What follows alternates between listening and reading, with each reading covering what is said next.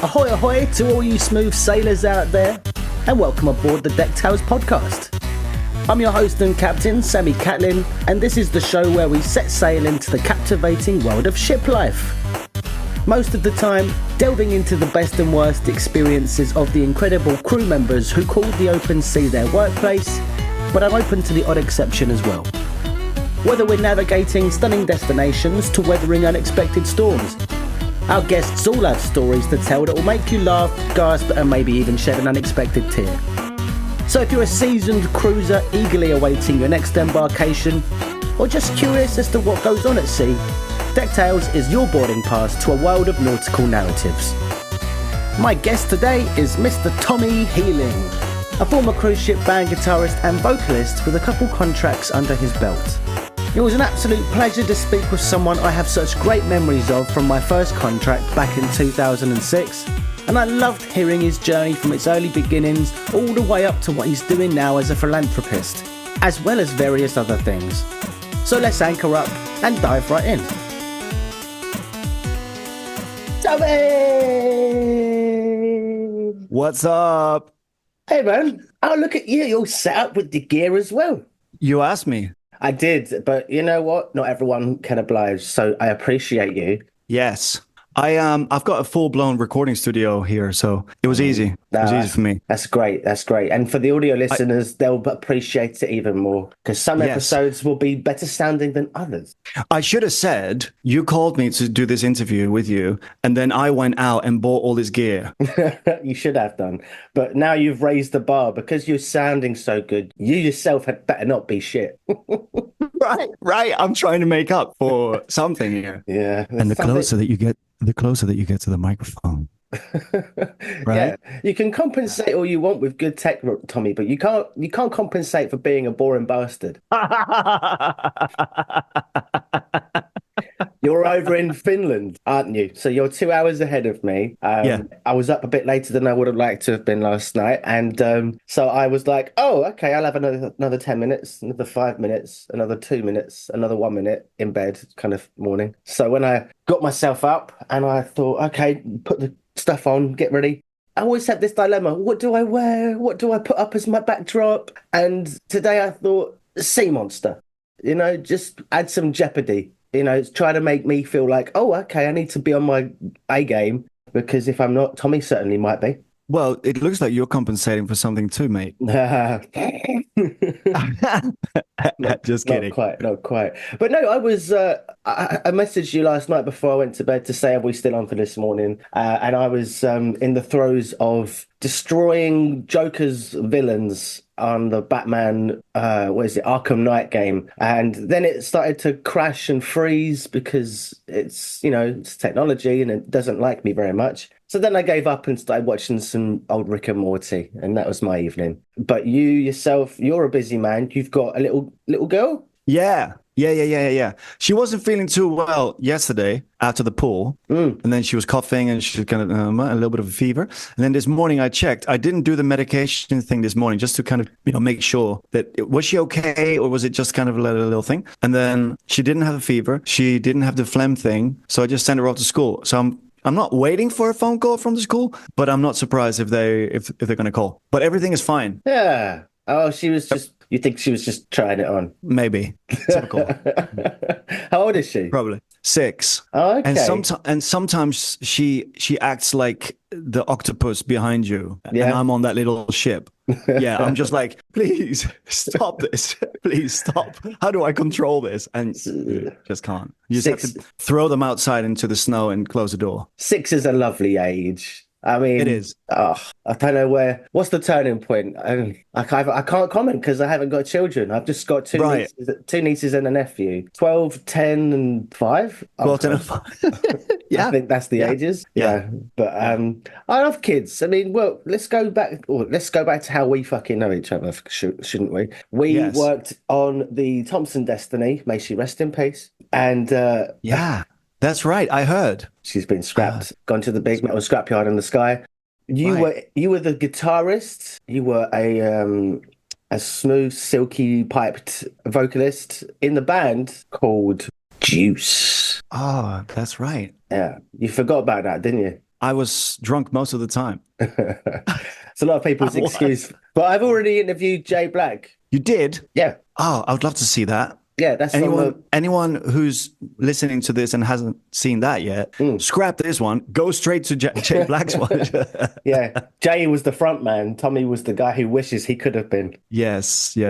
I was white, let's face it. For any listeners out there that can't see, or any podcasters. Or if you couldn't already tell from Tommy's voice. Yeah, exactly. No, Jay's like James Brown. He was a James Brown, and I was the Bryan Adams of the group. Yes, and then we had obviously the girl singer at that Ellie. point, Ashley, Ellie at that time. Sorry, we had Ashley first, and then did she jump ship? Oh, careful how you word these things. Yeah, not quite jump ship. Ellie was spectacular, and Ashley was also spectacular. But I think Ashley she came on with us first. We came on to the Destiny, but did she already leave at that point? You're asking the wrong person. My first time on board. There was so many different musicians coming in and out during that time. Keith on the drums, right? So Ellie definitely on vocals. And then later you had Jazz come in for Keith, and then Jane came in on the sax, right? Right. So Jazz, the drummer, already came in from the beginning of all of those like zip of contracts. Okay. So I think we already went on the Emerald before Destiny then. Oh, you maybe have. Yeah, I think you did a little contract before. Yeah. You didn't do your research or revisit your notes before coming on this, did you? I did, but there's only so much that I can remember. Yeah. Well, as we get talking, you're obviously going to be like, "Oh yeah, I remember this and I remember that." And you know what? Tommy, unlucky for you, I used to keep notes. Right. So what I used to do was I was taking loads of photographs and documenting, and that's the first thing that I would like to give advice on is document as much as you can, especially in today's world with your phone.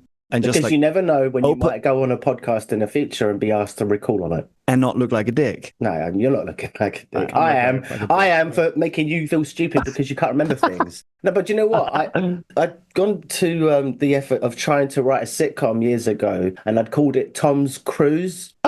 Okay.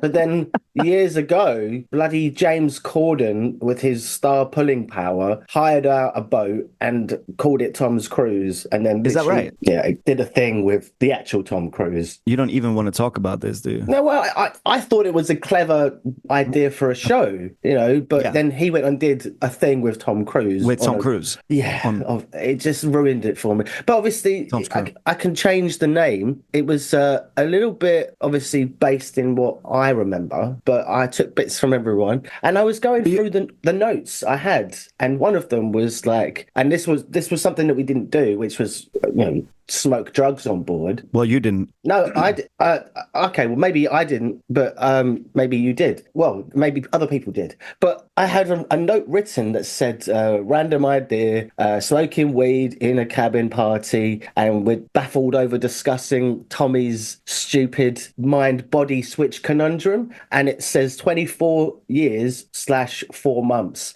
So I was like, what? Oh, yeah. Like, what are the choices? One way or the other way? Well, obviously, I think you'd go with the 4-month-year-old body, 24-year-old mind, because who wants to be a 4-month-year-old baby in the body of a 24-year-old man? That would be fucking nuts. But I obviously wrote it down, Tommy. Sorry, you're just looking like I don't know how to defend this. You brought it up more. You brought it up more than once. That's why. Really? That's why I've written it down, because obviously it's stuck in my mind. Like I went at a party or something. So somebody was smoking drugs, you or me, one or the other. Like somebody was. My first contract wasn't me. I know that I was. Well, wherever it came from, I was like, let's party. I was like, I don't care. Like we're like, because the thing was, whatever happens on the ships stays on the ships. Bunch of bollocks. Unless you come on deck tails, then it's all out. Yeah. Well, that's one thing that. Can I tell you a story about a cool little turnaround? Yes, please redeem yourself. Okay, so the first advice that I had gotten from somebody else who had been on ships for a long time was get off, right? And I was like, what do you mean get off? He's like, make sure that when you go on, you figure out a way to get off because you'll be hooked on the no dishes, no laundry, no cooking, no bills, no nothing. Yeah. You don't do anything other than your job. Yeah, your job and living like a really rich person that whereas everything's done for them, literally. Right? You're just going. You're basically on a vacation, working a few hours a day. Well, yeah, it depends on your department. I mean, because if you work in the service departments, then you're doing your own laundry, right? Because we had laundry service. Okay, so for me, in my privileged life on a ship, it was that you just don't do anything, and maybe that's because we were crew / staff, and also that we were the musicians. So I don't know, some kind of a up your own ass treatment of, I don't know what, I don't really know. But one thing that I didn't do was listen to that first advice was, okay, figure out how you're going to get up. Like, it's fine to get on. It's easy to get on, right? Do an application, then do an interview, then do an audition or whatever. And then you're on, and then they say, okay, now you're contracted for 3 months or 6 months or whatever. And then after 6 months, you're still broke because you spent all your money on booze or lunches or travels and beaches and whatever, wherever you're going. And then 6 months down the line, you're like, okay, now the contract's done. What the hell am I going to do now? How am I going to survive? Where am I going to go with no money? Like, you actually end up kind of in a worse financial position anyway, or disposition, than that you were at the beginning. So I didn't follow that advice. I think a lot of people who, when they're young, kind of follow a similar pattern, figuring it out as you're going along kind of thing. Yes. And that's good. It's good for, like, if your life is a tree. This is not for anyone who's not looking on the podcast. This is, let's say, a tree. The more that you get the storms in your life, the stronger the roots in the bottom of your tree gets, and the more that you can resist the storms of life. Great lessons to learn on the ships, the do's and the don'ts. But when it comes to, because I think at the time I was earning just under £2,000 a month or something like that. And that would have been enough money to save up or to invest, not drink it, not all of it. It would have been. All of it. In an ideal world. I was broke every time I got paid. I was like, I need to get paid now. I'm not making it. And it was like old patterns, right? Old paradigms, old subconscious patterns that of not knowing how to deal with money, not knowing how to invest, not knowing, just work hard and but you know what, Tommy? That anxiety didn't translate to the stage. You always came across very cool-headed, very, very calm. You did a great cover of Tears in Heaven by Eric Clapton that I always remember fondly. Thank you. Well, yeah. Thank you. Got the pipes for it. And obviously, so you are a musician, and we met back in 2006. That was our only contract together, but I was on that ship for 10 months. And then you guys left and the new band came. Do you know who the new band was? Do you remember? No. They were called Garden Party. Garden Party. Yeah. Okay. But they were Hungarian, I believe. And I lost my virginity to their singer. Oh, how lovely. Yeah, because I was sick and tired of waiting for you to take me out, Tommy. Yeah. What was his name? Igor. Igor. I don't know. Shared a cabin with him. I'm not going to say that person's name. That's... No. But okay, so I want to turn around back to the whole drugs thing for a second. When we first started on the Emerald, this was a ship that was also, that they bring it, scraps. Yeah. But there's like a more fancier kind of like a funeral name for it. Anyway, so because we were crew and staff, because we were staff, we were dealing, that's the way it goes on ships. If you're staff, you're dealing with the people, right? You're good with customers and you're good socially. That's a huge part of why you get selected in the first place. If you suck at being nice, empathic, sympathetic, compassionate, socially engaging, you're most likely not going to pass, right? Because you have to deal with the passengers and the audience, right? So your face is very important. So our duties, and as most listeners here already know probably, one of our duties was to do the drills. We would have two drills. One, I don't remember what it's called, like a crew drill. And then the other one is the passenger drill. Is that right? General emergency. Yeah. But during the crew drill, which was a little bit later on in the day, on that ship anyway, So I'm standing there just in my life jacket and my thing, right? With the orange freaking thing, with your thing. And next to me is this little Filipino guy, very small, but I already knew that he had some difficulty with communication, eye contact. He didn't really want to communicate, but you could see that he was a nice guy. And so I always said hello to him. And I was just me with him, like try to get him out of his shell a little bit so that he finds comfort in being where he is with me. And so a few weeks go by, more and more of these drills happen. And I'm noticing that one of the officers is picking on him, right? And it doesn't fit him. It doesn't suit him. It feels negative. He's shying away. He's turning away. Like his body language was just turning away from this guy. And this guy was kind of giving him crap, right? Like a little vulture and a bully, And I was like, okay, the first week I was like, that didn't feel right, right? Then the next week happened, boom, again. And I just pushed him, like I said, hey man, listen, if you're going to pick on somebody, pick on me, right? Like if we're doing the same size and the same mind game here, you fucking leave that guy alone. So this was the second occasion? This was the second occasion that I saw it. Yeah. Okay. And like, it was just like this, like barbaric animal thing in me that just said, hey, I don't care if I need to push you overboard right now onto the dock. This is not going to happen, to this guy. So the guy, he actually, I befriended him later on in another setting. But during that moment, he walked away, and the Philip, and I was like, hey man, are you all right, man? Does he do that all the time? He's like this, like, yeah, he didn't, it was all like, it seemed like he was autistic or something was about him. Anyways, doesn't matter.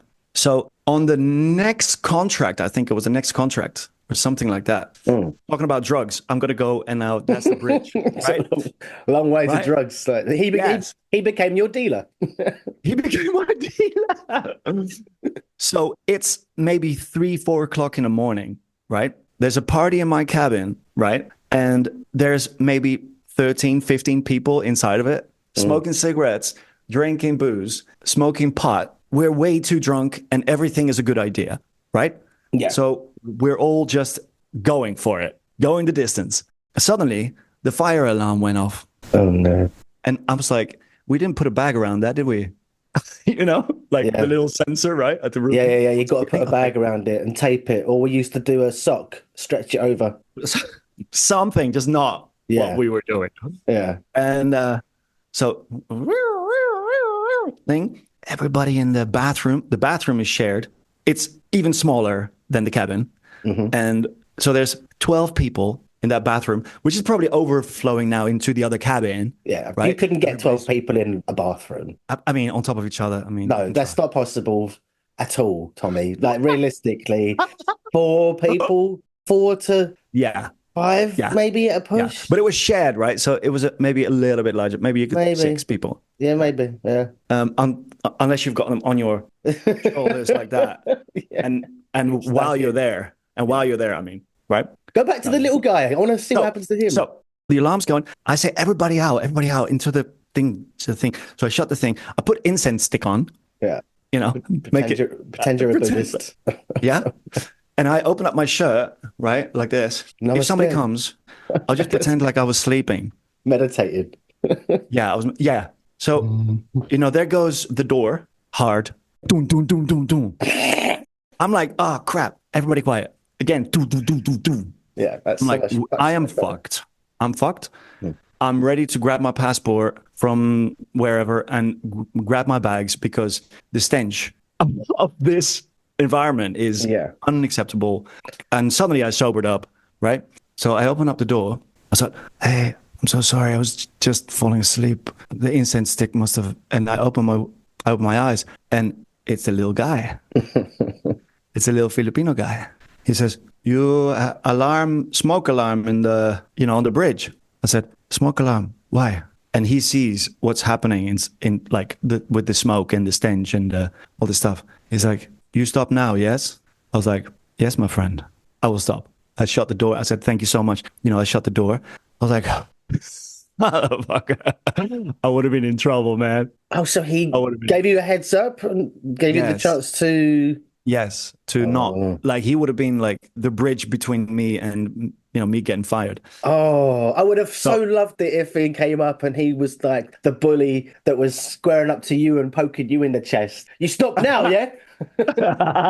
You start- No, but I did get drunk with that guy quite a lot afterwards, and I also told him that that's not the way to behave with people. Yes, and that I told him to take on karate or boxing. I thought it was good advice. Yeah. I think karate is good for him, like mindset. Wing Chun. Exercise. Oh, what's the other one? Stop bullying people. Tai Chi. Yeah, or just jump already then.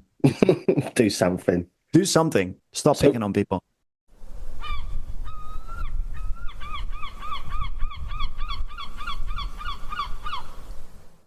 So, Tommy, you did the Emerald, you did the Destiny. Was it all just Thompson ships, or were there others that you did? I worked with a few companies. I'm not going to say which companies. I worked with 5 different companies mixed with entertainment companies as well. And I did work with Thompson as well. I loved working with Thompson. I had a good experience with them. I had a great experience with the music companies. I think it was entertainment, a guy called Lee Edwards. Well, Lee Edwards was one of my friends actually on the Emerald. He has actually become, a lot of these people on the ships have become really good friends, like yourself. Actually, you and I lost touch a little bit and now we're kind of like, rolling.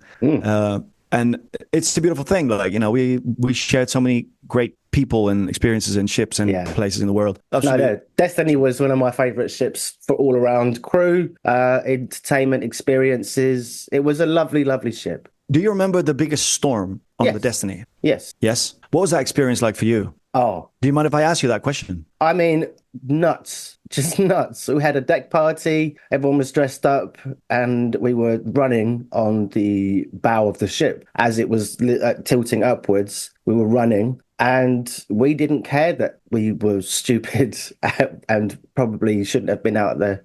We were young. Not at all. And dumb. And got told off by the captain because he's like, why the fuck are you outside still? I've just called you all in. That was. They said that it was a Force 11. Yeah, Force 11. Yeah. Good timing. We didn't make that up. Yeah, it was a Gale Force 11, and we were just outside or just off the coast of Ajaccio, I think. Yeah, I believe. Yeah. But yeah, that was wow. You couldn't even see how, because it was at night, you couldn't see how bad it was, I think. Sort of, that's probably why we just thought, this isn't too bad. No, but it was really bad. We ended up docking in Barcelona. Do you remember that? That was our port. So we ended up docking there. My parents came from southern Spain because that's where we live. And they came by train to Barcelona to come and see me. So, hey, Tommy, just to have drinks in Barcelona for a few hours, as you do as parents. Which is cool, right? Yeah. And very nice of them. And we ended up meeting the band. We had drinks with the band and all that stuff. It was really cool. But not knowing like how severe that storm was. Apparently the Mediterranean is one of the worst seas to be on for storms because it's so unpredictable. And the currents are so strong coming from the Strait of Gibraltar. Is that what it's called? The Strait of Gibraltar. Strait of Gibraltar. Sorry, what did I say? Trait. Anyway, Strait. So that was epic. That was absolutely epic. I would like to say that was one of the worst pains I've experienced because I was playing, the band has to keep playing. Everybody is in the lounge where you're playing and you're like, I just want to just like not do this, but I have to do it because that's what musicians do on ships. We go down with the ship while playing. Yeah. It's literally like my darling, you look wonderful tonight. and then slowly drown. So and then just like you keep playing, damn it. But so the songs that I was singing, like I think I was singing Lady in Red, and then it became really humoristic. It was like Lady. Oh, because you're missing them. Because the microphone was moving with the ship, but I had to stay put, Yeah. So the coolest thing, let's go back to something cool, if you want. Yeah, go for it. One of the things that we discover while we're on the ships is the different cultures, right? So something that I that stood out big time for me straight away while we were going from place to place to place to place to place to place to place to place to place, and then repeating some of these patterns over and over again, was that, you know, you discover, the good thing is that you are actually spending money, or you're discovering these different cultures, right? That's one of the main things actually, is that what you take away is that you learn the foods, you learn the culture, you learn the music, you learn the people, you learn the back streets, you learn what's happening in these beautiful countries and in these beautiful areas, and also not so beautiful, right? We somehow, after Egypt, we ended up hitting Lebanon in Beirut, and this was 2006 summer, and so we docked there, and I was quite surprised that we were going to dock there because of the history. But then again, we were in Libya a few nights before that, so which was on Gun Day. Which was, sorry, what? You broke up then? Gun Day? Gun Day. So there's like a there's like a celebration where people like shoot. So right. So I stayed on ship. I stayed on ship, and supposedly the ship was supposed to be dry. Pussy. I wasn't. You pussy. Yeah. Because, you know, the bullets also don't just go up, they also come down. So I thought I'll stay away from the coming down bullets. Yeah. I don't know. Just kind of play it safe, maybe. Yeah. So anyway, we enter Beirut, Lebanon, and I realized the tanks. That's the first thing that I realized, was that it's literally in between wars, and we have docked in a place where we maybe shouldn't be. So there's tanks, there's soldiers, and there's these children. There was this little boy playing football, running around a tank with a soldier next to it with like a massive machine gun, and I'm like, this is normal for this kid. Yeah. Right? He's just having fun and shooting the shit, and the guy is just standing there with his machine gun, with a tank, and this is perfectly fine, right? I mean, I'm just on a cruise ship here, right? I mean, it's perfectly normal. Like, war zone. Yeah. Let's go. Let's go and discover some really dangerous grounds here. Like, bring more passengers here. You know? More English people we need. It could do with a bit of tourism. It could do with a bit of tourism. So before we get on to the land, I knew that with the last few stops, the Muslim or the Islamic countries that were like, you know, because I was brought up with lots of different cultures, and I know that when girls dress provoking with shoulders out and knees out, and like it's frowned upon and stuff like that, you have to be really careful. Yeah, because you're in a different part of the world. Yes, you adapt. You just adapt. You don't go out and with your tits out and whatever. Right? Yeah. You just don't do that. But your guests were doing that? Well, some of the people who I was hanging out with were not dressed appropriately. And I said to them, like, if you're not going to adapt to this culture here, I cannot go with you. Right. Because if I defend you for the way that you dress, now I am in the middle, right? Yeah. So you go, and it's gun day, and it's gun day, and I don't have one right now. So please just put on a jumper. Just put on a jumper, like, just get over yourself. But so they didn't, right? And I was like, okay, then you people go and do your thing, and I will just go and do my thing. And I'll be I ended up going with Jay Black actually that day. We ended up having a really nice time and walking through really war-scarred streets that were like buildings, just looked like caves because of all the bullets. It was just completely demolished, actually. And why were you there? What, like, was it a part of the route? Like, it was a part of the route. Right. It was part of the route. It was really random. And so through going there and then going back on the ship, I remember that little kid. And that night while we were sailing away, I got really emotional because we were leaving that part of the world. And I knew that's a very damaged, society for whatever reason. And so I decided to get quite drunk that night. And, I didn't decide. It just sort of happened, didn't it? Routine habit. Yes. Routine habit. And, but I remember standing on the back deck, crew deck, crying because I knew that child was still there. And that was really, really impactful for me. Oh. During those years, I started my philanthropic journeys like really heavily. Yeah, because so now you're hosting benefit concerts and things, right? Yeah. I've been, that was a huge wake-up call of things that needed to be done, that I thought that needed to be done, that I believe still, that must be done. And So that night I wrote a song called "To Be Free," and you want me to play it? I can play it. Do you? Yeah. If Yeah? you want to do, yeah, it's the first time someone's offered to play me something. Lovely. Okay, let's see if it works. I'll just do a short version of it. Walking over mountains, wandering over sea, through the crossed out desert, just to be free. Where the war remains, where the hunger calls, we to leave our homes again as remedy to be free. Yeah.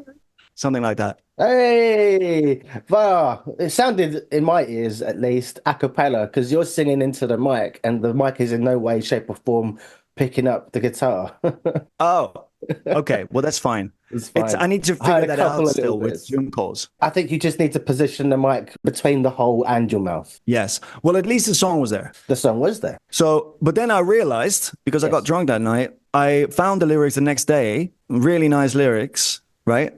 We're walking over mountains, we're wandering over seas, through the crossed out deserts, just to be free. Where the war remains, where the hunger calls, have we to leave our homes again as remedy? To be free, to be free, to be free, to be free. I was like, wow, I really like that. Like, it really hit me, you know, like as a songwriter.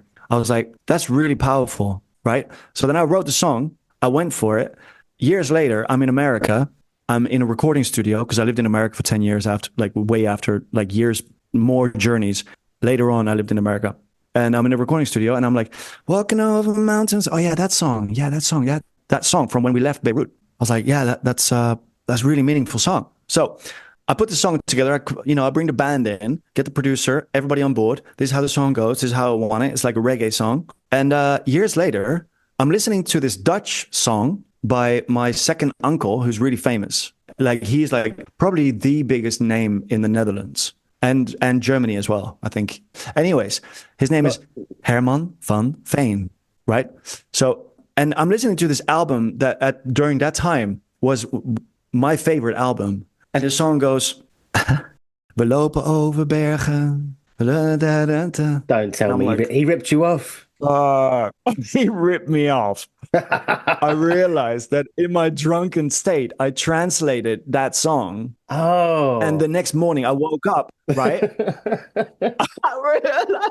It's a case I woke up thinking, oh my God. It's what you call cryptomnesia, where you think you've had an original idea, but actually you've been influenced by something somewhere else and you just forgot about it. Yes. And what really put the stamp on it was I've got one of those little dictaphone back in the day with like little tape. Yeah. Okay. And I even went back to the record because I normally recorded everything. And I was like, okay, so I went back and I'm like, oh, wow, I actually got a recording of it too, right? And I'm like, so that just stayed. And so the song was really like ingrained in my... So how many years after your uncle's version did you write the version in Beirut? Beirut was 2006 and this was 2016. No, but when did your uncle write 10 years. Song? Oh, he wrote it 10 years before 2006, like 96. Oh, okay. Right. Something like that. Oh, yeah. So it was like he wrote it. I fell in love with it. Then I subconsciously wrote it or translated it or whatever. And then later on, I released it. I ended up not releasing it because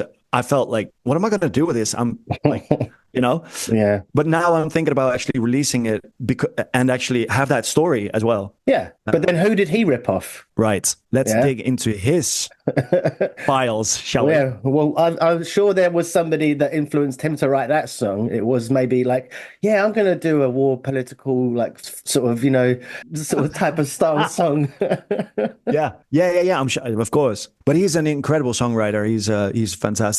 What's the bands that he's been in? Because I'm sure the name resonates with some people, but I'm unfortunately some things that he's a singer-songwriter. He's a performer. He's an actor. He's like a stage. What do you call it? Theater. He's super emotional and funny. but also very intense. He will make you cry in his shows because it's so beautiful in different languages. And then also is a script writer for cartoons and for theme stuff. One of his biggest breakthroughs is Alfred J. Quack, which is a little cartoon about a little duck that is born in Holland on the flatlands, on the polders, what we call that, which is like under the sea level, right? Okay. And it's very cute. And then his family dies by a car accident, and then he gets adopted by his father's best friend, which is a mole, right?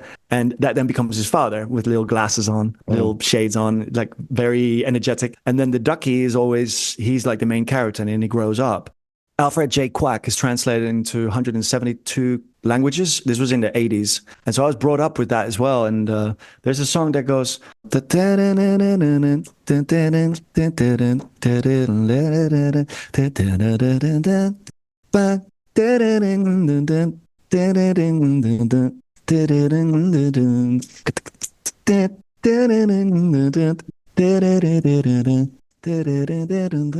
This is your own recording time you're taking up. Yeah, that's fine. That's who I am. So yeah, that's but yeah, so everybody recognizes that melody. If you're from the 80s or from the 70s, you'll recognize that because it's been translated so many times. So that's him. His name is Herman van Veen. Anyway, so he was a big inspiration on me, and then realized that I was ripping him off years later. So there you go. There's that. Brilliant.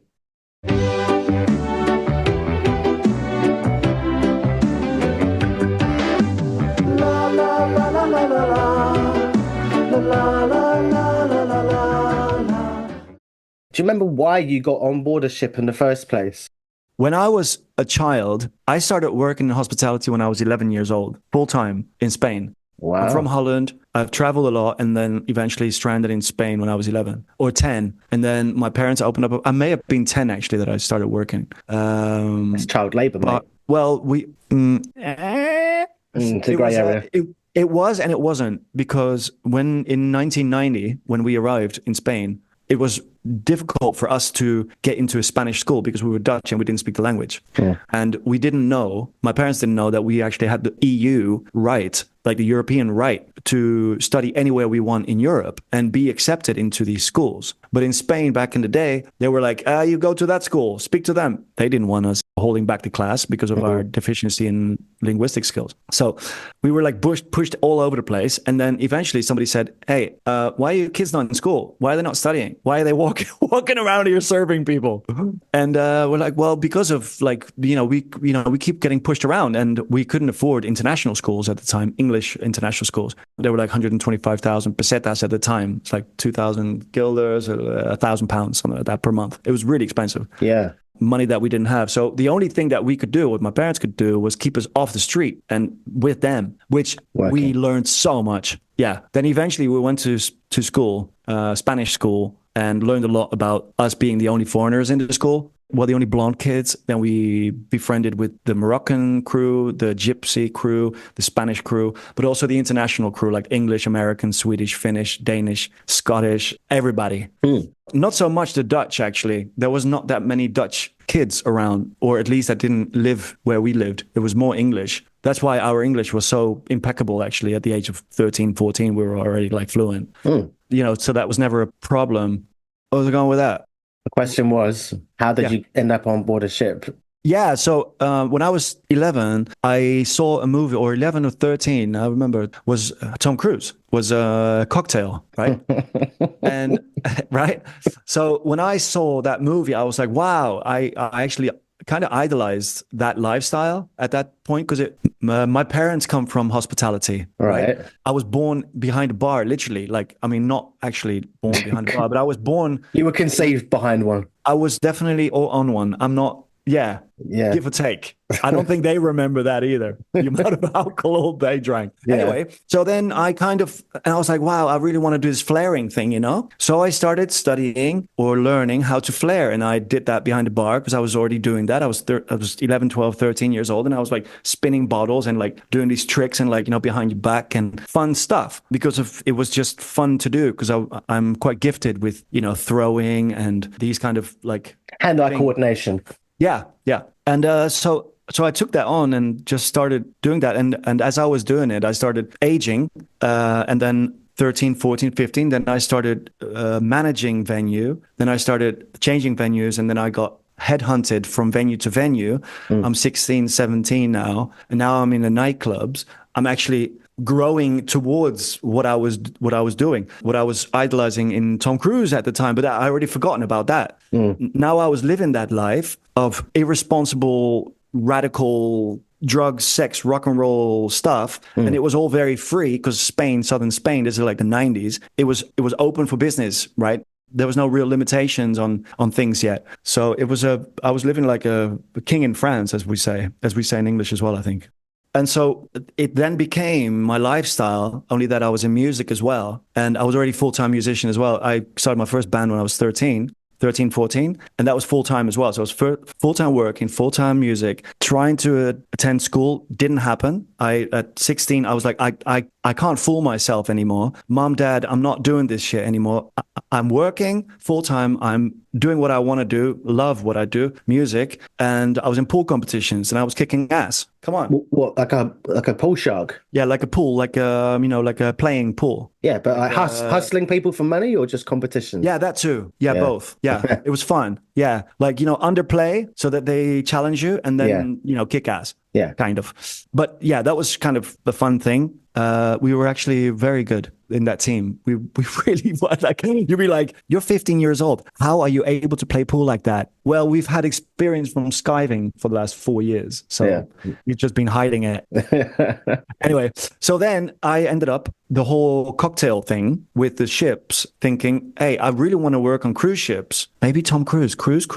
Yeah, maybe a Tom Cruise thing again. Maybe. I don't know. It's something weird. Yeah. But I always wanted to work on ships as a bartender, flaring, because that's what I thought that you do on cruise ships. It's the only job available. It's the only job available. And then I was living in London. I ended up studying in London, GI London, Guitar Institute in Thames Valley. Okay. Guitar tech. That was Acton and Ealing Broadway, Ealing Common. Yeah. Studied there. And then I was already doing like these funk studio sessions over there, funk and hip hop. I ended up in the most random places in London where a white guy probably should not be walking around by himself with a guitar case looking like whatever. But I did. And I ended up in these studios and it was awesome. And then suddenly my friend was like, hey, I saw this ad in this yellow page. Luton. Luton? No, it was a yellow. It's called the Yellow Pages. No. It's like a little telephone directory. No, it was a newspaper, like a yellow newspaper for jobs and stuff. Oh, the Yellow Advertiser. Maybe. He says, hey, there's an ad on for musicians to jump on ships to do. And I'm like, hey, Tom Cruise, flaring. I'm a musician now. Maybe I can do that, Can do it all. Because London was like cutthroat for me. I was like drinking too much so that I couldn't pay my bills or whatever, in whichever way that was. I was working my ass off. And then at the end of the month, I was like, I can't pay my bills. I was like, hey, I gotta get out. I need to take my drinking elsewhere. I need somewhere where I don't have bills. What the hell? I can give up this lifestyle for a little bit, but I'd like to exchange the bills that I've accrued on land and try to escape them. That's a very natural progression. That was a long story short there. I could have made. Yes. But I thought that the journey towards it was important because we all have stories and it's the story that counts. It's not like the destination. I was just saying to somebody who's trying to sell me something, I'm trying to educate him on, because I've been in the online space now, making money that way. Yeah. Like I just said to him, like, instead of trying to sell me straight away, tell me your story, ask me questions. Don't just like slam me straight away with the result. Like warm me up a little bit. Buy the guy some dinner for fuck's sake, Mm-hmm. Yeah, I like that. So, that's good. I wasn't trying to shit on your story. No, but it is important, isn't it? Like, 100%. 100%. We are deck tails after all. We are. And you've got plenty of stories so how many years was it that you did after that on ships before you eventually threw in the towel and started doing other things? Yeah, so I was on ships for 2.5 years. Oh, it was only a short period of time. Yeah, you did mention that. But you worked for a bunch of different companies in that time. What were some of the standout memories that you have, drugs aside? The first thing that happened to me when I was on the Emerald, which was a very old ship, It was an angelic ship, really. We all loved the Emerald, everything about the Emerald, as as it was. I think that was Jay's favorite ship was the Emerald, I think. Really? Did he say that? I think he did. I think he did. Yeah, nice. I will. I already know that is his favorite ship because we talk about that, and we're always talking about the Emerald, like how amazing that time was. Anyway, it was a 50-year-old ship at the time, more or less, and it used to be a hospital ship for the Vietnamese War or the Vietnamese US, whatever. That's right. I remember hearing about that. So a lot of people were brought on there and passed away. Very good. A lot of very good deck tales. Deck tales right there in the back. Yes. Yeah. And it really was that. A lot of people witnessed a lot of spiritual. So I'm going to go into spirituality now, whether you like that or not, whether anybody likes that or not. Yeah. This is my experience. Anyone can disagree or whatever.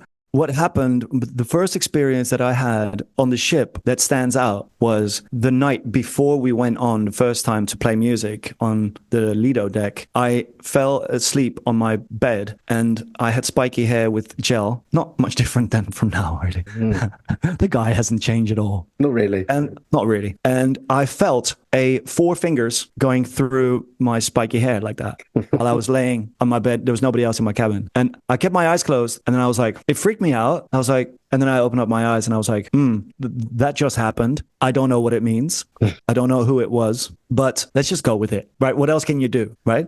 So I got up because I wasn't in a state to fall asleep. I mean, I'm pessimistic. It was probably just some static electricity or something. Yes. Right, there we go, ladies and gentlemen.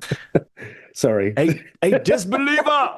You don't believe! Yeah, I'm a hard one to bring around to that stuff. Well, anyway, that's my experience. Yeah. And it doesn't come as a surprise when I heard all the other stories that went on from the people who we were working with during that time. I'm not going to repeat some of these stories, but pretty heavy stories. And you can just call them stories or you can go with it and be open-minded, right?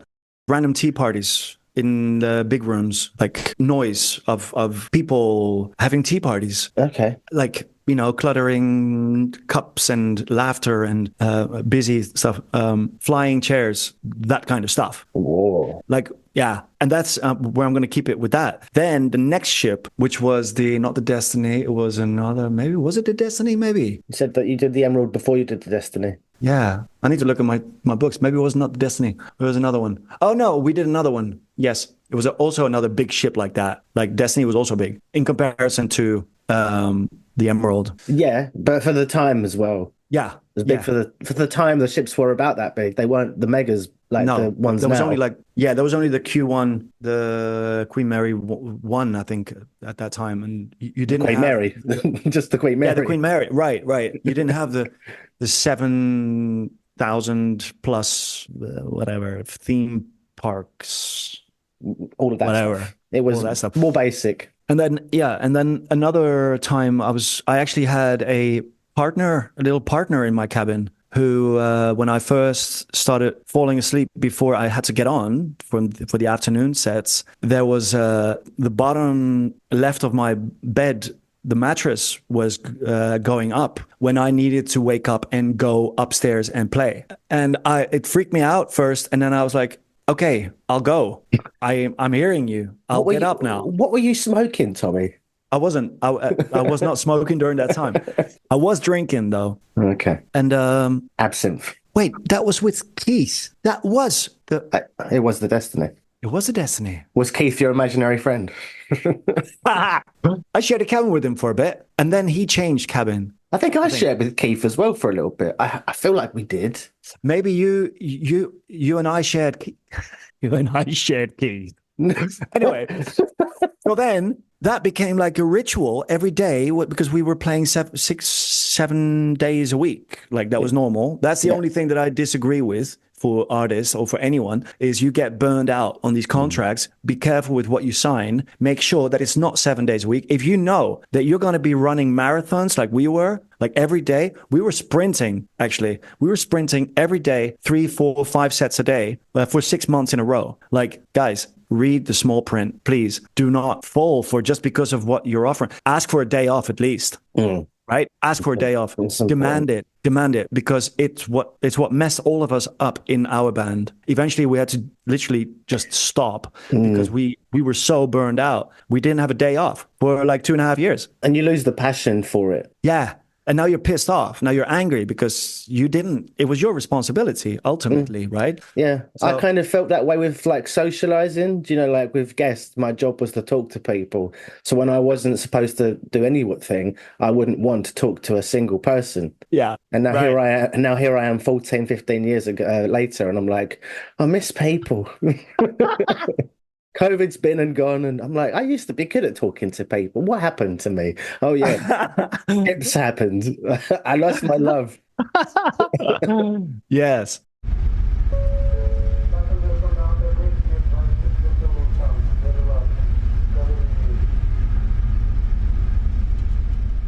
So yeah, it's like any job though, isn't it? I feel like. Yeah. But on a ship, it's a lot more intense. Yes. Yeah. It is. And you have to be really, and I think, and it sounds a bit la-di-da for a lot of people because of what we're used to. But I think that when you have that many people working in a close proximity space like that, I think mental health is very important. Mm-hmm. Yeah, we consume alcohol and smoke cigarettes and whatever, but mental health for your staff is so important. And I wish that there was a department for these kind of places, which could be called, I think Gary Vee has that, called Heart, which is literally staff that come in and look after your staff and ask genuine questions about how are you, what's going on with you, where are you at, where are you at? That's American. Thank you. Where are you in your journey? What is it that you truly want in your life? Are you happy right now? And if you're not happy right now, how can we make it better for you? But who looks after those people? Is there a heart? We do.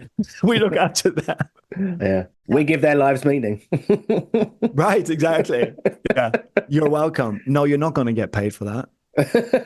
So yeah, but they also need to be dealt with in their own rights. And I wish that would be the case, because I think a lot of people get burned out, aren't satisfied without talking about it with people. Mm-hmm. And then you lose so much quality people that you're constantly renewing, refining, bringing people in when you could have actually held on to these people for a little bit longer. And also your reputation as a company. That's the biggest part, yeah, I find, because anyone you talk to about ships, yes, all great, but let's talk about the negative stuff and everything comes out, right? And it's like, that doesn't have to be like that. And the more and more we go through time, the more and more these, in the online space, that mental support is so important. Yeah, in my opinion, that's the most important part. Like, I'm seeing that in my businesses now too. I've got 3 businesses now running.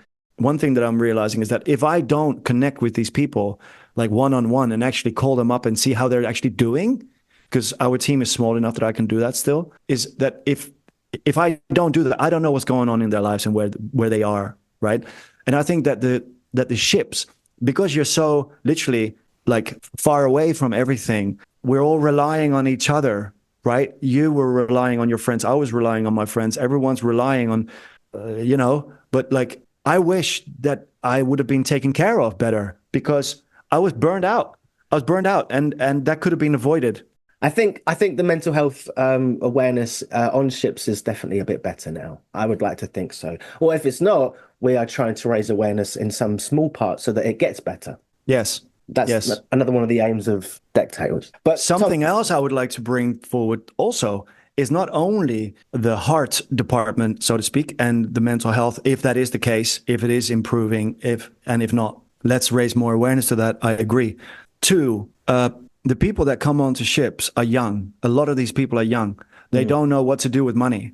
They just don't know what to do with them. They have not been taught by their generation, by their parents' generation, how to deal with this money. Like, what do you do with this money, right? You learn as you go.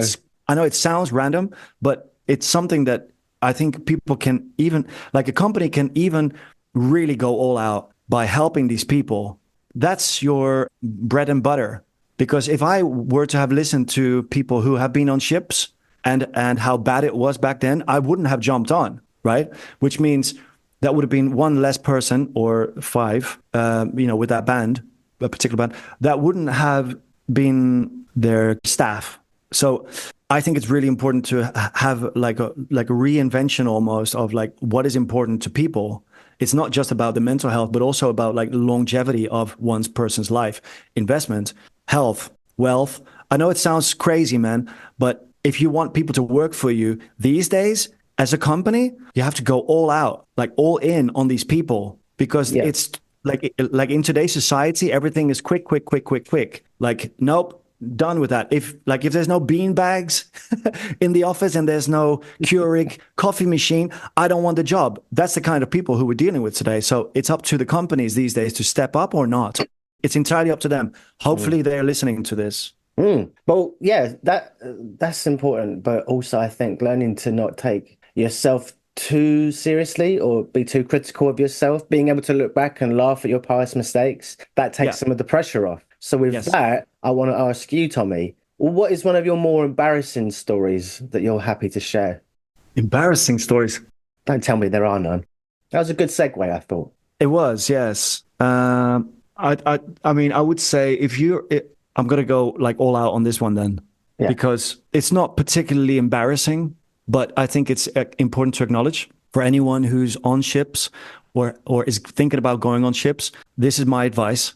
If you're in a relationship and somebody's going on a ship for a long time and you are under 28 years old, or he or she's under 28 years old, man, you better get on that ship every week or every 2 weeks. Or set them free.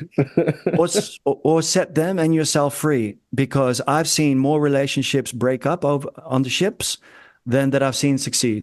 And that's real talk. I was in a relationship too, and I fucking messed it up big time, and it still haunts me now. And before you started your first ship? Yeah. Oh, okay. Yeah.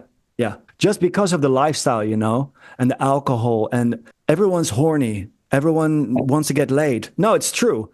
And it's like 5 o'clock, 6 o'clock in the morning, and you're drunk, and everyone's gone, and she happens to be there, or he happens to just still be around, and you're like, well, just what stays on the ship? It stays on the ship. What? No, you're gonna take that shit with you.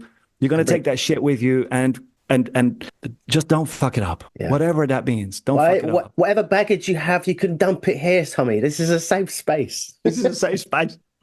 That's if there's anything embarrassing about anything besides jumping around, dancing our asses off to Rage Against the Machine way past midnight with Jay. And Andrew. Jay had one sound system that was the same as mine, and we had 3 or 4 cabins in between us. Yeah, and we would put Rage Against the Machine, Killing in the Name of on at the same time. There was CDs at the same time, and then Jay and I it was 3 o'clock in the morning. Everyone's asleep. We were like Jack Daniels, him and I. We were jumping into each other in the hallway, like moshing, Killing in the Name of, mushing, and people opened their doors, going like, "Guys, it's 3 o'clock in the morning. We need to get up like first thing in the morning." So that was definitely cool. What's up, Jay? Miss you, man. You should get in touch. Yes. There was a lady once that asked me at the top of of the ship, where's the staircase going? Which way is it going? Is it going up or down? I was like, I definitely need to get off of this out of this place. Are you on Instagram? Yes. Okay, I don't think I have you. Yeah, it's okay. I am on all platforms. # Tommy Boy with 3 eyes. Tommy Boy I. Is there a significance behind the 3 eyes? My friend back in the States, who was also called Tommy, I was living on the beach at the time. Beautiful property, and the guy who was running the house, his name is Tommy, and my name was Tommy, and he kept calling me Tommy Boy. And then I kept introducing myself while I was in the online space. I was like, "What's up, everybody? It's your boy Tommy Boy," and I was like, "That's my name, Tommy Boy." So then I bought the domain. It's all over social media now. So if you're looking for me, Tommy Boy with 3 eyes, not wise. Yeah. The last thing I wanted to say was stand up for your people. Stand up for the thing, what is right and what is wrong. Like if you're seeing something that is just straight up wrong, stand up for it. Okay. Because we're in this ship together. And if somebody's doing the wrong shit and you see it, you know that ship's going to go down. Stand up for it. Stand up for it. Be your own policeman. Yes. Yes. I saw somebody collapsing, a Filipino guy, with an entire tray of red wine. He collapsed. I figured out what it was, why he collapsed. He had a family in Philippines. His mother died in it. His 3 kids died, and his wife had one of her legs amputated. He needed to go back. He was not in that place serving, like he wasn't there, right? So I set up a fundraiser. I hauled ass. I collected money from everybody. I put a little team together, and a lot of people were like helping. And I just went from cabin to cabin to cabin to cabin, knocking on people's doors, getting money to send them back. And I said, everyone who I I will speak to, and I will ask for money. It was illegal. I wasn't allowed to do that, but I just went for it anyway. Being a good Samaritan. Yeah. To the point where I even spoke with the captain and I said, hey, this is the deal. I promised myself that I would speak to everybody. I see you now. Can you give me money, please, for this guy to go home? And he's like, that's not legal. That's not right. That's not the contract. That's not on the contract. I was like, I know, but his family died. The hell are you talking about, man? Let's send this guy back. And so suddenly I realized that I collected all this money for this guy, and I went to his cabin. His cabin, he shared with 6 different people. I shared it with 1 person, if that. 6 people? Yeah. No. Yeah. Oh my God. The Filipinos had it bad. 6 in one cabin. He was one of 6. Yeah. This was like first or second deck, something like that. Like really, like what they call the stomach of the barrel of the bowel. The bowel of the ship. Thank you.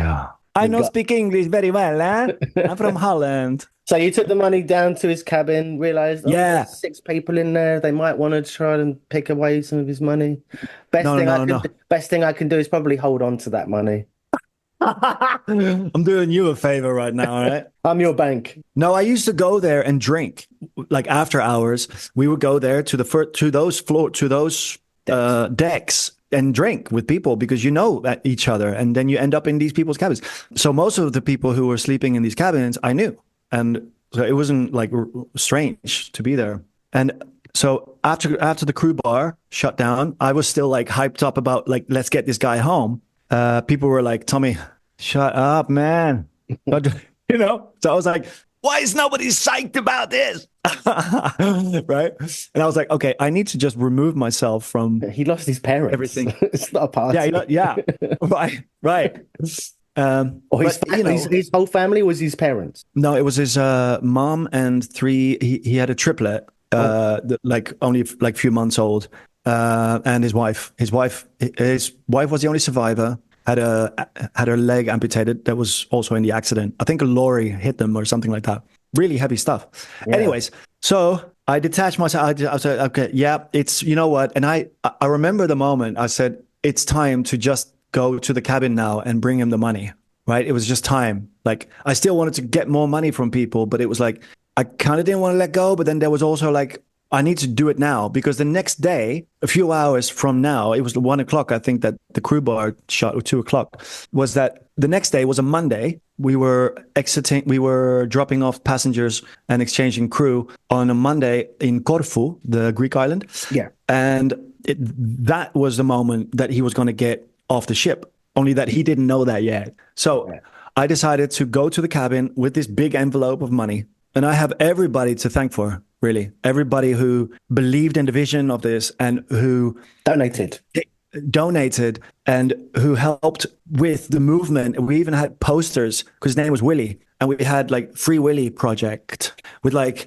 I think it was an orca. That's a bit. I mean, it's a nice sentiment, but almost kind of like making comment on dark situation. Yeah, it was that. And if you asked the Filipinos, he would have been like, I don't know if he knew about the poster, but he would have been like, yeah, that's hilarious. Like, yeah, my situation is crap, but that is funny. Yeah. Free Willy project. Well, whatever. His face like superimposed on the head of the orca.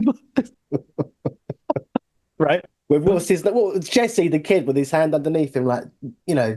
Was that his name? You remember? That's sad. Because I was doing some research on whales and how cruise ships affect their migration patterns. Oh, that is not sad. That is very nice of you. For the second book I've written. So, because I have the book cover art, I have some orcas kind of in the background, and I thought, well, I need to justify why they're there.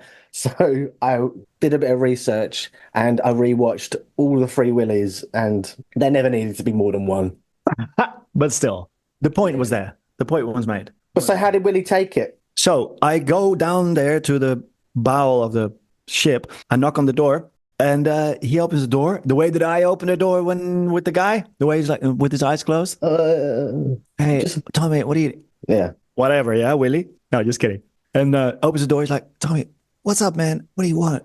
I gotta get up in a few hours. Like, it's really late. What do you want? I was like, bro, for the last week or so, I heard about your story. Everybody knows the story, and everyone donated money. I just want to tell you that I've been collecting money every day, full on, like every single minute that I've been awake. We've just been going for it, right? So I grabbed like the first note out of the fat, blown up envelope that's completely blowing up with notes, money. Yeah. I said, here you go, man. Here's 20 euros. He gave him the one and kept the envelope. No way. Yeah. I said, this is from everybody. This is all 1,000 people. This is my commission. Right? And he opens the door and he's just so thankful, right? And I was like, oh no, now I'm making him feel, now I'm feeling really sad for him. So like, here you go, man. And he's like, thank you, man. I really appreciate that. I have to go to bed now because I have to get up early in the morning, Like, no problem, man. Okay. See you. This is from everyone. We love you, man. Okay. Like a whole week work for you, $20 or 20 euros. Yeah. Okay, cool. Good night. It's like, see you, man. So, shut the door, clunk. And again, I'm like, I'm so messing with this guy. Like, no. He's like, what do you want, man? I really need sleep, bro.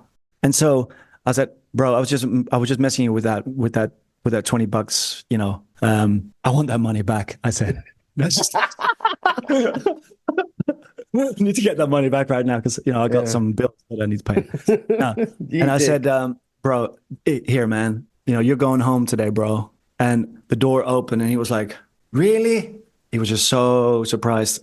And then we hugged. It was really quick. I thought it was a longer slow motion moment where everything was just like. It'd been building to that moment for a week for you. He didn't know it was coming. He didn't. He just wanted to get rid of me. Yeah. Like, it was just like, give me the money, go away. Thank you. Yeah. Let me go. But it really was like, bam, bro, love you, man. Go and look after your family, go and be there for them. Okay. You didn't draw it out for too long.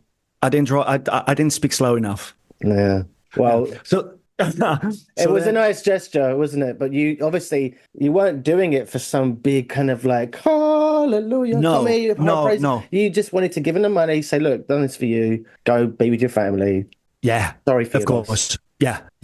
And because it was my first project of many, like ever since then, I've done so many different projects. Like I'm actually surrounded by a bunch of memories of the journeys and of the different projects and the people that I've met. And it's gone from animal havens, supporting animal havens in third world countries to helping children in third world countries, to clearing homeless people from streets, from cities, and collaborating with a lot of nonprofit organizations, but also just good causes. Like it doesn't have to be attached to a nonprofit charity. Oh, that's really good. Yeah, but so that was my first real thing. And after that, I was like, okay, see you later. Door shuts, and I was so high on life because it was like the thing that I've been wanting to do since I was 11, 12 years old.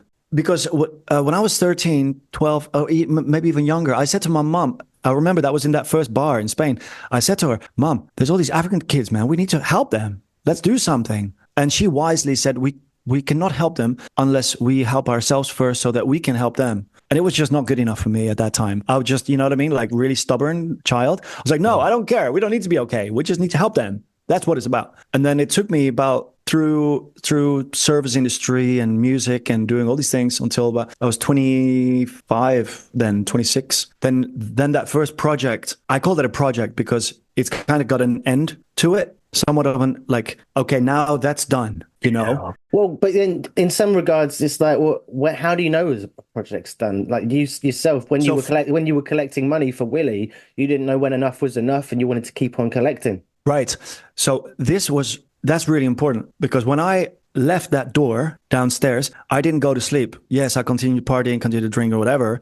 And then suddenly it was 6 o'clock and it became light outside. I went upstairs and I knew that when they put the plank out for the staff, It's not a plank, it's a gangway. the gangway, fucking plank, a 2x4 plank. I don't remember any of these words, man. Plank. So you went back upstairs to thought, well, I might as well try to keep the gravy train still rolling for Willie, and you went around collecting more money? No. But for your benefit this time. I got still going with it, you know what I mean? Go with the story. Yeah. Squeeze it out a little bit more. That's it. No. I stayed up and waited until that plank was thrown out, was chucked out, lobbed out. And I was just waiting for him to come out. And I was wondering if he was going to come out there or not, or if he wasn't, because I don't know if that was enough money, or if it was, or if he was going to do it, or if he already spoke to his wife. Is he going to do it? Do you think it's a good idea? Or what? Like, I don't know. I don't know what his choice is going to be, but I knew that he needed to go home. And so I waited and waited and waited. It took a long time. And I'm in my uniform already, even though I'm still like half pissed, drunk, whatever. I was like presentable, at least.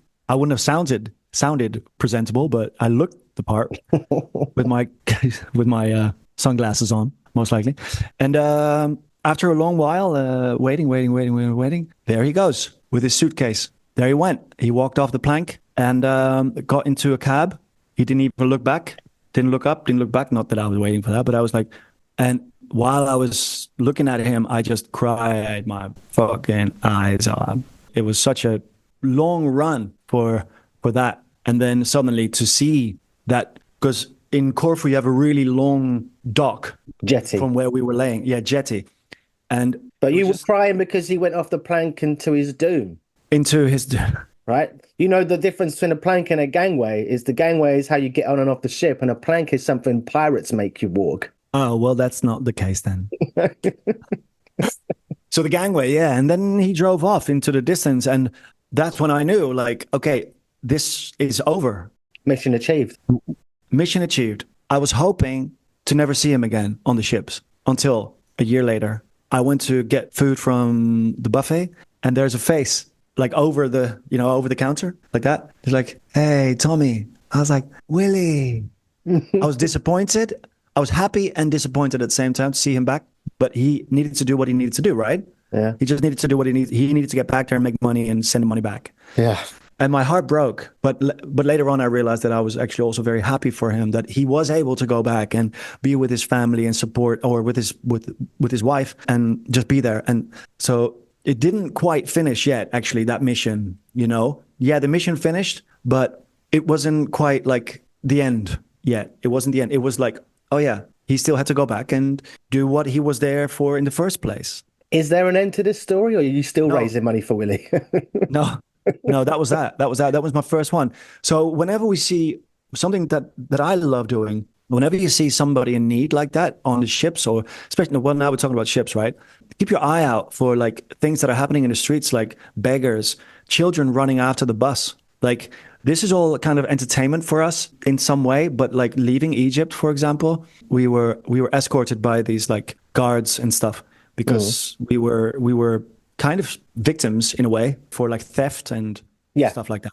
And then you have all these children around you, and you get in the bus and you know you're going back to first world country, but these children are running after the bus, like wanting to be with you and get something from you, or like hold you, or have something prosperous, you know? So like my heart broke so many times over the space of those short 2.5 years. And it had such a big impact on me that my heart grew much fonder of doing philanthropic projects like that. And I prioritized philanthropy ever since. It was like the moment that I moved to the States 2 years after coming back off the ships. I was in Scotland for 2 years. It was awesome. I was touring in a band and doing sound engineering jobs and stuff like that. It was fulfilling. It was good, but it wasn't really what I wanted to do. So, but when I moved to the States, it was like full on philanthropy for me, because there was shootings everywhere. There was racial inequality and those kind of movements. And then years later, I ended up being somewhat of a founder for this movement of clearing the homeless from the streets and actually give them housing. And that took 3 years. That was a big project. There was a 1,500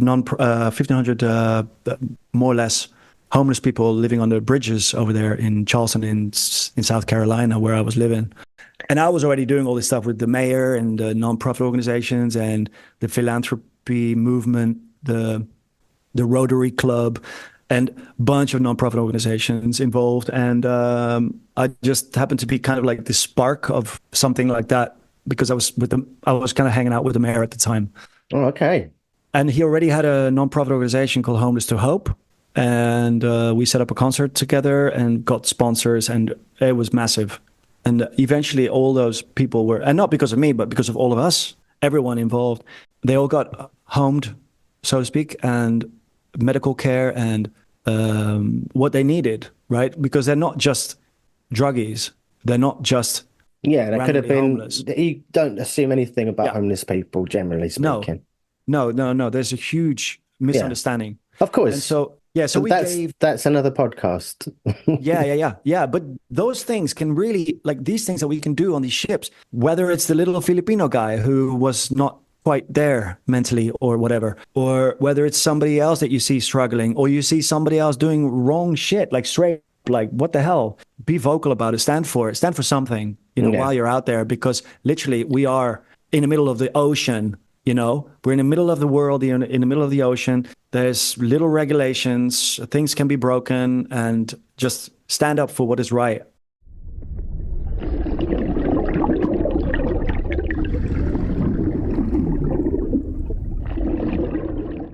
I barely asked you any of the questions today because we just had a really good flow, and you've told your story as like a proper arc, the way you kind of like fell into it, Cocktail and Tom Cruise and performing and guitar, to then becoming like inspired to do some philanthropic work. So it was a nice full circle that your story became. And I'm blown away by the ability to draw that out of people sometimes. Well, you set the stage in a way, right? Like you're the one who you make me feel comfortable to be able to speak the way that I do about what I do. You are hosting appropriately, very well, so that other people can be themselves. Dude, I think you've come so fucking far, man. You've come so far since I last saw you. Like, I think you are... Well, like, that, yeah. Obviously, my first contract, you would have seen me as the greenest version of myself. Just left the nest. Right. How old were you then? Just turned 19. Yeah. Okay. Right. Now I'm 37. Just turned. Yeah. Fucking hell. Yeah. Yeah. But you've really bloomed a lot, man. I'd like to think so. Been a while. You had a lot of potential. You had a lot of potential back then. You had a lot of potential. That's all kind of gone now. But I appreciate you saying that. Because you were so positive, you were so optimistic about things. You were like the light in the group. You were always like bringing people's best side out. And I think that can be irritating for people who are not seeing life in that light. It can be irritating. It can be encouraging for the right person. Yeah. And it can be very promising if one stays on the positive side of that, right? On like I knew back then that you weren't gonna flaw or that you weren't gonna go down the bad route, right? I'm a little bit older than you. Well, yeah, but you didn't go with me on all my ships. No, I didn't. But at that point, even at that point, I already knew that whatever this guy's gonna do is gonna do exactly what he wants to do, whether that's through the ships or whether blah, blah, blah. And eventually, here you are doing your thing, that things that you are comfortable with and things that you want to do. That's personal brand. Well, I hope to follow in your footsteps in some capacity in the philanthropic world. We've got 1 minute to go. So Tommy, thank you very much for coming on Deck Tales. I hope you've enjoyed it. Yes, absolutely. Thank you so much for having me, everyone. Thank you so much, Sam, and your crew. One-man crew. It's just one-man crew. We'll see you. You're doing a great job. Thanks for giving props to people that don't exist. Thank you to everybody on your end. Yeah, the corporation of deck tales. Yes. Thank you, Deck Tales. Have a wonderful journey, and please come again. Oh, it's been awesome catching Come up again, with you, Tommy. guys. Yeah, See you thanks later, again, man. everybody. Cheers. Have a great day, everybody. Cheers, man. See you again. Lovely to see you. All right. Bye. Bye. So there you have it. That wraps it up for this episode of Deck Tales. I hope you enjoyed it. If you've been entertained by the tales of laughter, camaraderie and the occasional stormy sea, then don't forget to subscribe, rate and leave a review. Your feedback helps us to navigate the podcasting waters and continue bringing you these fascinating stories. Before I sign off, if you'd like to share your own stories for future episodes, then I'd love to hear from you. Simply get in touch over the socials, because after all, the best stories often come from our listeners. As we navigate through the waters of life, remember to enjoy the journey as much as the destination, as well as those you choose to share the adventure with. I've been your captain, Sammy Catlin. Until next time, fair winds, smooth sailing, and may your adventures be as unforgettable as those shared here on Deck Tales. Bon voyage.